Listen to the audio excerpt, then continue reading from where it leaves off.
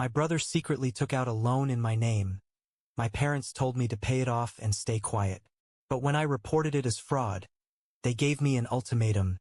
Drop it, or you're out of the family. My response? Enjoy your golden child. I'm done. I still remember the exact moment my world turned upside down. I was sitting in my tiny apartment, sipping on my first cup of coffee that Saturday morning, enjoying the rare peace of having no obligations for the day. My phone buzzed with an email notification. Your payment is overdue. Please remit $3,572 immediately to avoid penalties. I frowned, my heart skipping a beat. I didn't have any loans. I wasn't behind on any payments. Hell, I was the kind of person who paid my credit card bill the second I used it just to avoid debt. I clicked the email open and read through it again. It was from a bank I didn't recognize, tied to a loan I had never applied for. At first, I assumed it was some kind of scam, but then I noticed the details, my name, my address, even my social security number. This wasn't a phishing attempt. It was real. A cold wave of realization washed over me as I dialed the bank's customer service. The woman on the other end was polite but firm. Yes, the loan was taken out under my name. No, it wasn't a mistake. The funds had been deposited 3 months ago into an account that was suspiciously familiar, an account that belonged to my brother, Mark. Mark. My stomach churned. There had to be a mistake. There was no way my own brother would. And then it hit me. FLASHBACK. Just trust me, David. This is a once-in-a-lifetime opportunity. Mark's voice was filled with his usual unshakable enthusiasm, the kind that had gotten him into and out of more failed ventures than I could count. I leaned back in my chair, rubbing my temples. Mark, the last once-in-a-lifetime opportunity. You dragged me into cost me 10 grand. I still haven't recovered from that mess. That was different, he argued. That startup had issues, bad management. But this is solid. We're talking about an AI-driven financial assistant that's going to change the way people invest. The market is shifting, and if we get in early. I sighed. How much? His eyes lit up. If we both put in 25 grand each, we'll be listed as founding investors. That means when the company goes public. I held up a hand. No, absolutely not. I can't do that again, Mark. His excitement dimmed, but only for a second. Okay. What if you don't invest directly? What if you just help me secure a loan, temporarily, just to get my foot in the door? I shot him a sharp look. What do you mean, secure a loan? He shifted in his seat, playing it off as casual. Just a simple document, general power of attorney. It would let me handle some financial transactions in your name. Strictly for the investment, nothing else. You know I'd never do anything to screw you over. I hesitated. Mark was reckless, but he wasn't a bad person. He was my brother. He had big dreams, and I had seen firsthand how hard he worked to make them happen. This is the last time, I said firmly, grabbing a pen. If this goes south, I'm done. No more investments, no more schemes. You want money? Go get a job like everyone else. Mark grinned and clapped me on the shoulder. You won't regret this, bro. We're gonna make millions. We made exactly 0. The startup went under within 6 months. The founders disappeared, and Mark was left scrambling to pay off debts. He begged me for more time, swearing he'd fix it. I refused. I told him I was done funding his dreams, that he needed to grow up and face reality. That was the last time we spoke about it. Or so I thought. Present. I stared at the email on my phone, my stomach twisting. The general power of attorney. That's how he did it. That's how he had taken out a loan in my name without me knowing. He still had access, and he had used it. My phone rang. Mom. I answered, my voice tight. Did you know about this? Her sigh told me everything. David, listen. I cut her off. He took out a loan in my name, Mom. That's fraud. Mark was in a rough spot, she said quickly. He thought he could pay it back before you noticed. I let out a bitter laugh. Oh, great. That makes everything fine. Then, no problem. He stole my identity, but as long as he intended to pay it back, I should just let it go. Right? David, keep your voice down, she hissed. We don't need to make this a bigger deal than it is. Mom, this is a big deal. I could press charges. She exhaled sharply. You won't do that, David. I clenched my jaw. Why not? Because if you do, you'll ruin his life. You'll ruin our family's reputation. There it was. The real reason. It's just money, she continued. You have a stable job. You can afford to pay it off. Mark can't. I felt something inside me snap. Let me get this straight. Mark commits fraud, and instead of being mad at him, you're mad at me for not just sucking it up. You don't have to be dramatic. Dramatic? Mom, this is illegal. There was a pause. Then, her voice dropped to a dangerous whisper. You're going to pay off that loan, and you're going to keep your mouth shut. That's what a good son would do. I hung up without another word. I sat there for a long time, staring at my phone, my mind racing. My own mother had just told me to pay off a fraudulent loan and keep quiet, because that's what a good son would do. I should have seen this coming. Mark had always been reckless, always chasing the next big idea, always swearing that he was one step away from making it big. And every time he failed, someone else, usually me, was left cleaning up his mess. Not this time. I grabbed my jacket and keys, heading straight to my parents' house. The moment I stepped inside, I could feel the tension in the air. My mother was in the kitchen, arms crossed, lips pressed into a thin line. My father sat in his recliner, flipping through a newspaper like nothing was happening. And Mark was sitting on the couch, his phone in one hand, a beer in the other, looking bored. David, listen. My mother started, but I held up a hand. Where's the money? I demanded, staring directly at Mark. He blinked, then smirked like this was some minor inconvenience. What money? The loan. The one you took out in my name. Where is it? He scoffed. Relax, man. It's not like I blew it all at a casino. I clenched my fists. Then where is it? Mark shrugged. It went into a business investment, just like last time. You know how it works. I cut him off. No, Mark. I know how it doesn't work. Because every single time you lose everything. So tell me, where's my money? He leaned back against the couch, taking a sip of his beer. David, chill. I just need a little more time. The deal's still in progress. A little more time? I repeated, laughing bitterly. You lied, Mark. You stole from me. And you want me to be patient.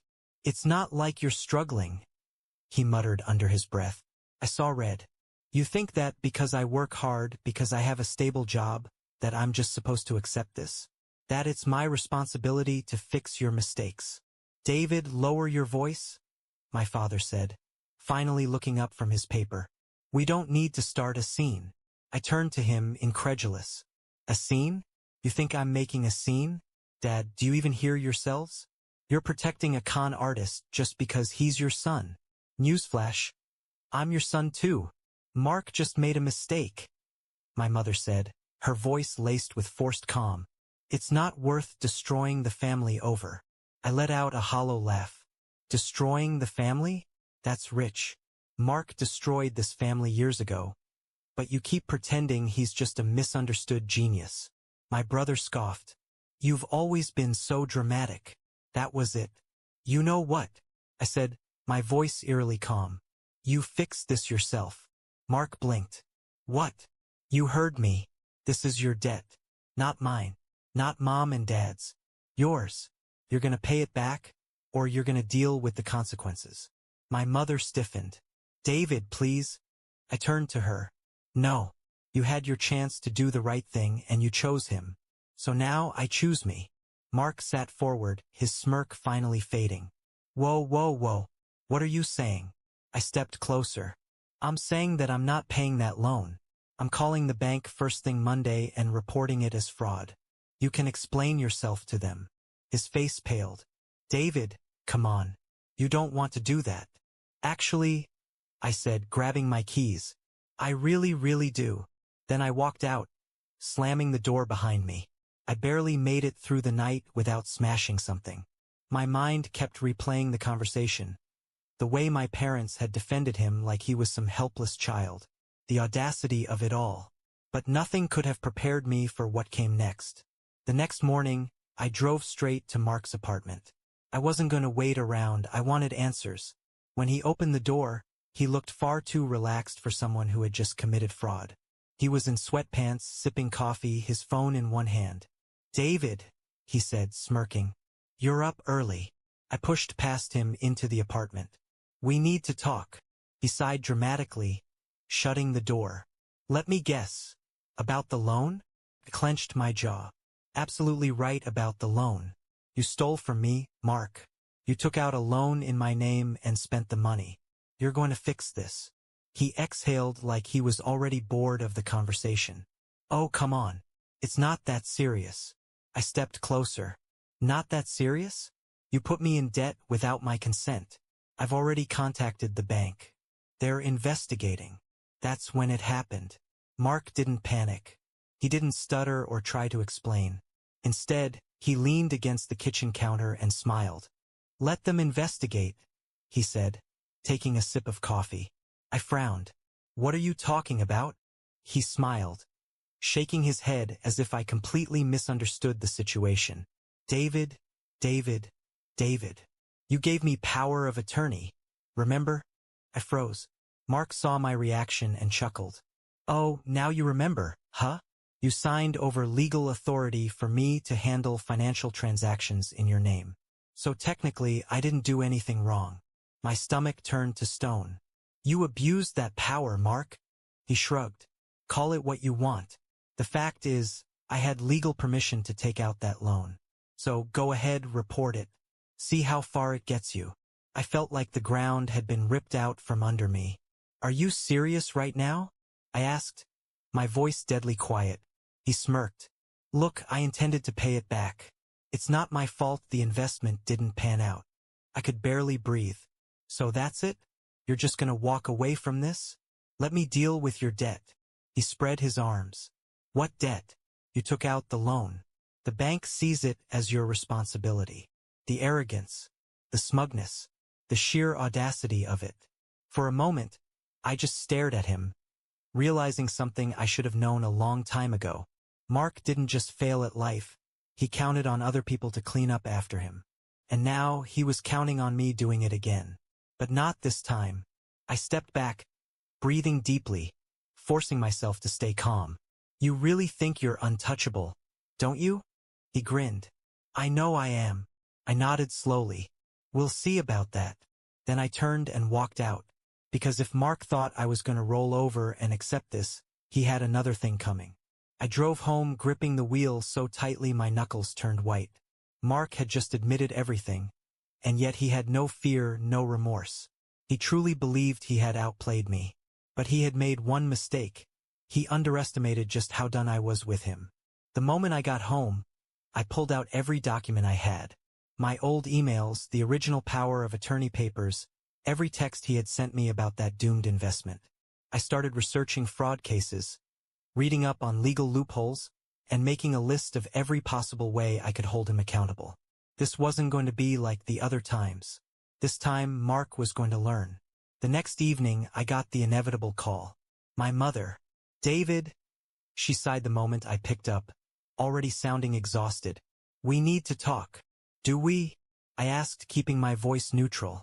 "Yes," she snapped. "Come to the house. Now." I could have said no. I could have just hung up. But I wanted this conversation. I wanted to look them all in the eye when I told them exactly what was coming. I walked into the house, and it was like stepping into an intervention. My mother was seated at the dining table, my father beside her, arms crossed. Mark, of course, was lounging on the couch like he had nothing to worry about. "Dinner's almost ready," my mother said, her tone far too casual. I didn't sit. "I'm not here to eat." She pursed her lips. "David, you're making this bigger than it needs to be." I laughed dryly. "I'm making this bigger? Mom, Mark stole from me." "David, it's not that much," my father interjected, waving a hand dismissively. "Let's not make a scene over a little money." I couldn't believe what I was hearing. A little money? Are you kidding me? My mother sighed dramatically. Look, we talked to Mark, and he will pay you back. Mark scoffed. Eventually. I shot him a glare before turning back to them. No, he won't. And you know it. David, my father said, pinching the bridge of his nose. We can cover it. We'll pay the loan, and you can just drop this whole thing. I clenched my jaw. You're willing to bail him out again? My mother leaned forward, voice softening, like she thought she could still control me. Sweetheart, just let this go. Your family. Family forgives. I shook my head. Family doesn't do what he did. Come on, my father said. It's not like he robbed you. Yes. I cut in coldly. He did. Mark rolled his eyes, leaning back in his chair. God, you're so dramatic. I turned to him, stepping closer. You think this is a game, don't you? You think you can keep using people, and there'll be no consequences. Relax, man, he smirked. You can't do anything. I had legal authorization. The bank sees you as the borrower. So yeah, call the cops, sue me, whatever. It won't go anywhere. I leaned in slightly, just enough so he could see the fury in my eyes. Watch me. His smirk faltered for the first time. I turned back to my parents. And if you think this time I'm going to be the good son who just fixes everything, you're dead wrong. David, my mother warned. No, I snapped. Enough. I have let him get away with this for years. I let you two make excuses for him. I let you guilt me into fixing his messes. But this time, he crossed the line. My father sighed. So what, you're going to ruin your own brother's life? I stared at him. No. He ruined it himself. Mark scoffed. You're bluffing. I smiled. You'll find out soon enough. Then I turned and walked out, slamming the door behind me, because I had already made up my mind. I was pressing charges. The next morning, I was sitting across from a lawyer, a man named Richard Hayes. He was in his mid-40s, sharp-eyed, and completely no-nonsense. After listening to everything I laid out, he leaned back in his chair, steepling his fingers. You've got a solid case, he said. Your brother may have had power of attorney, but the way he used it, taking out personal loans without your direct consent, could absolutely be considered financial abuse. If we push hard enough, we could argue fraud. I exhaled slowly, letting the reality of it sink in. What happens next? I'll start by drafting a formal complaint to the bank, stating that you're disputing the debt and alleging fraudulent misuse of power of attorney. If the bank takes your side, they'll report it as a crime. If they don't, we go to law enforcement ourselves. I nodded. Do it. Richard studied me for a moment. Are you ready for this? Once we file, it's out of your hands. If charges stick, your brother could be looking at some serious legal trouble. I clenched my jaw. Good. By the next afternoon, the fallout had begun. It started with my mother. She called 6 times before I finally picked up. David!